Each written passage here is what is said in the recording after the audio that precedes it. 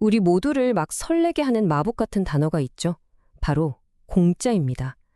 그런데 그 달콤한 유혹 뒤에 때로는 우리가 상상도 못한 비싼 대가가 숨어 있다는 사실, 혹시 생각해 보셨나요? 옛날부터 내려오는 아주 유명한 속담이 하나 있죠.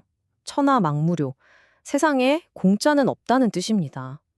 무언가를 얻으려면 반드시 그만한 대가를 치러야 한다는 이 지혜는 정말 시대를 초월하는 진리 같아요. 근데 이게 되게 신기한 게 동양에만 있는 얘기가 아니라는 거예요. 서양의 그 유명한 경제학 격언 공짜 점심은 없다의 유래를 보면 완전히 똑같거든요. 술 한 잔 사면 점심을 공짜로 준다? 사실은 술을 더 팔기 위한 미끼였고 점심값은 결국 손님들 술값에 다 포함되어 있었던 거죠. 동서양을 막론하고 이건 경제와 인간 행동의 근본적인 진실인 셈입니다. 자, 그럼 지금부터 이 공짜라는 아주 강력한 미끼가 우리 머릿속에서 도대체 어떻게 작동하는 건지 그 비밀을 한번 파헤쳐 보겠습니다. 행동경제학자 댄 에리엘리는 인간을 이렇게 정의합니다. 이게 무슨 뜻일까요? 핵심은 우리의 비합리적인 행동이 그냥 마구잡이로 나오는 게 아니라는 겁니다. 오히려 아주 체계적이고 심지어 예측까지 가능하다는 거죠. 그리고 이 예측 가능한 비합리성이 가장 폭발적으로 나타나는 순간이 바로 우리가 공짜라는 단어를 마주했을 때입니다. 자, 그래서 우리 뇌가 돈과 관련된 결정을 내릴 때 어떤 심리적인 함정에 빠지는지 그 예측 가능한 패턴을 한번 들여다보겠습니다. 댄 에리얼리의 아주 유명한 초콜릿 실험을 한번 같이 보시죠. 1라운드에서는 학생들에게 15센트짜리 고급 트러플이랑 1센트짜리 키세스 중에 하나를 고르라고 했어요. 2라운드에서는 각각 1센트씩 가격을 내렸습니다. 트러플은 14센트, 키세스는 공짜가 됐죠. 중요한 건 두 라운드 모두 가격 차이는 똑같이 14센트라는 점입니다. 과연 결과가 어떻게 나왔을까요? 자, 이 그래프 좀 보세요. 결과가 정말 극적이지 않나요? 키세스가 1센트일 때는요, 대부분의 학생들, 그니까 73%가 합리적으로 더 좋은 품질의 트러플을 선택했습니다. 하지만 키세스가 공짜가 되는 그 순간, 와, 보세요. 무려 69%가 키세스로 몰려들면서 상황이 완전히 뒤집혔습니다. 가격 차이는 똑같은데 단지 공짜라는 단어 하나 때문에 이런 일이 벌어진 거죠. 이게 바로 공짜라는 단어가 우리의 이성적인 뇌를 딱 마비시키는 순간입니다. 심리학에서는 이걸 손실회피 성향이라고 설명하는데요.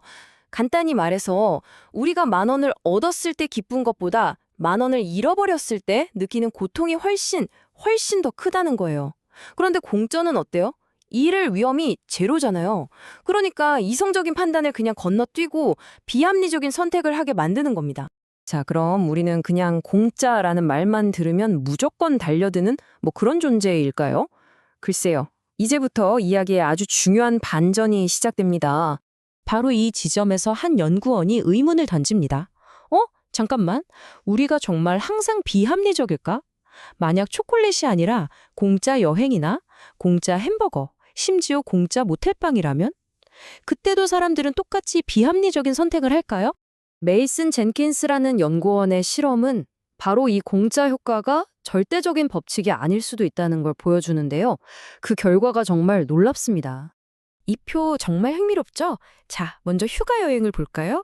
저렴한 여행이 무료가 되니까 사람들이 더 좋은 상품을 포기하고 공짜를 택했어요. 이건 초콜릿 실험이랑 똑같죠. 그런데 바로 이 부분, 모텔방을 한번 보세요. 여기서 완전 반대 현상이 나타납니다. 저렴한 방이 공짜가 되니까 오히려 사람들이 공짜를 거부하고 돈을 더 내서 비싼 방을 선택했다는 거예요.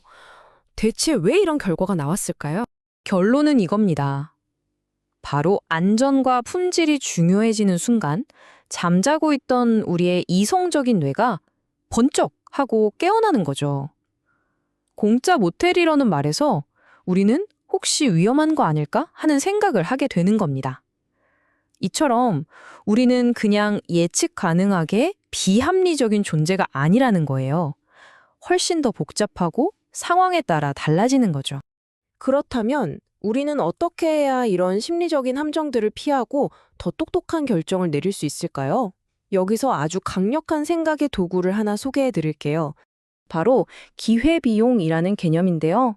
말이 조금 어려워 보이지만 사실 아주 간단해요.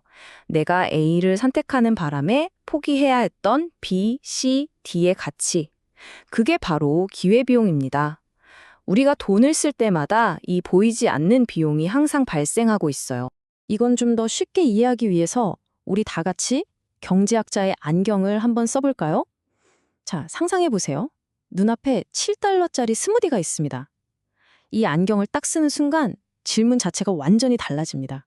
원래 질문은 이 스무디 마실까 말까? 였다면 진짜 질문은 이걸로 바뀌는 거예요. 지금 이 7달러로 할 수 있는 수많은 일들 중에 이 스무디가 정말 최고의 선택일까? 영화 티켓일 수도 있고 책 한 권일 수도 있고 아니면 미래를 위해 저축하는 걸 수도 있잖아요. 그 모든 가능성을 제치고 이걸 선택할 가치가 있냐는 거죠. 그런데 우리는 이걸 일상에서 너무나 자주 놓쳐요. 왜일까요? 기회비용은 눈에 잘 안 보이니까요. 예를 들어서 20만 달러짜리 집을 사면서 1,300달러를 더 내고 문고리를 업그레이드 하는 건 되게 쉬운 결정처럼 보여요. 20만 달러에 비하면 1,300달러는 그냥 껌값처럼 느껴지는 거죠. 하지만 사실은 그 1,300달러를 집값에 비교할 게 아니라 그 돈으로 할 수 있었던 다른 멋진 경험들, 예를 들면 근사한 저녁 식사나 짧은 여행 같은 것들과 비교했어야 한다는 겁니다.